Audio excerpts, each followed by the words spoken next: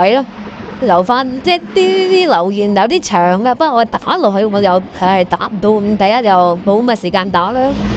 咁啊，要做翻嘅啊咁樣，咁留個口信俾你啦。即係有時我哋要習慣咧，習慣下都要練嘅，唔係一下得。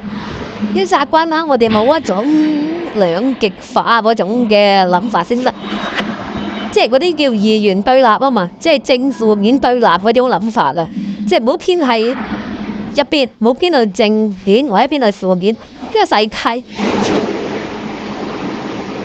冇正面冇負面。如果我哋就完全係偏晒正面或者偏晒負面啊，其實我哋做人好蝕底，因為生命係流動啊嘛，即係等於唔知你有冇讀過物理啊？物理有電嚟講，有基本上分兩種啊，一種就係直流電，一種交流電啊嘛。直流電就係二元對立嘅情況啦，正極咪負極，將方兩個極達中咧就通電，就係咁樣啊嘛。電死你啊！睇下幾高電壓啊！一啲好低嘅電壓電唔死你嘅，低壓高流都死你。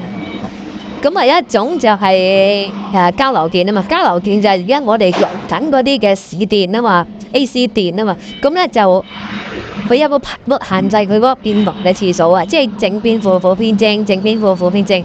咁應該香港個市電就應該好似60赫茲啊，50赫茲正負正負正負正負咁樣嘅。咁其實唔同嘅電咧就供用唔同嘅設備啊嘛，咁啊有佢存在嘅價值嘅。所以有時咧就我哋嘅生命係流動嘅，真係流動嘅電壓就好似交流電咁樣流動咯。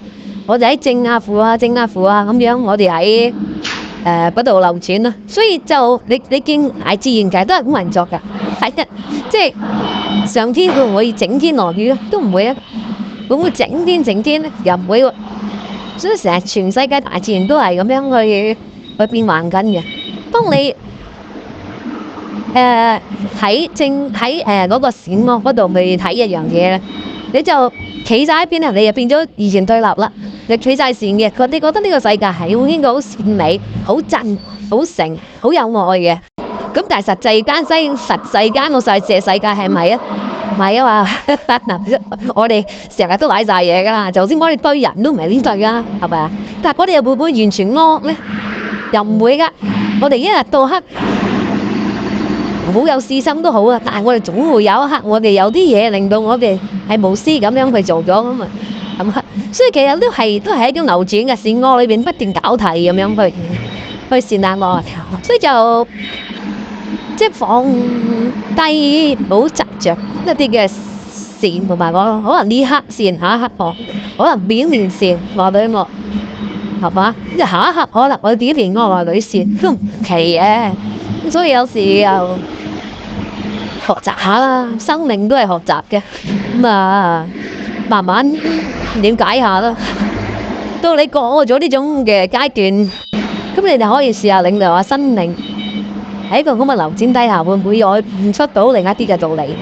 但係你話善惡二元對立咧，其實就好多時都有真嘅。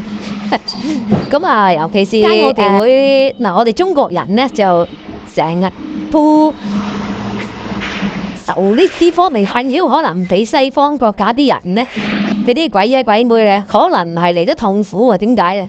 因為我哋由細到大咧，俾外邊嗰啲標籤啊，俾外邊嗰啲嘅嗰啲社會嘅規範咧，影響咗我哋思維嘅。我哋自己都不自然洗晒腦，唔知啊。可能譬如話你接觸你阿爸你阿媽，咁就教你嘅嘢，其實都話我哋要做人要點啊有孝道啊，係嘛，對屋企人要好啊，唔知點樣係諸如此類咁嘅嘢啊，做人要正直啊，呢啲嘢。所以你咪變咗就係有啲咁嘅 norm 啊，佢哋叫咩？即係社會規範，嗰啲人做下嘢啦。咁變咗你出到嚟社會，你發現啲人都唔係咁做，咁你會內心有個掙扎咯，你會痛苦係嘛？你會精神內耗啊！你阿爸阿媽就同你講呢套大實整，佢都唔係咁做嘅，佢話要問你攞家用啊，又好多嘢，所以係挑剔你啊咁樣。變咗即係你會痛苦咯。但係就係咯，就係咁樣咯。所以就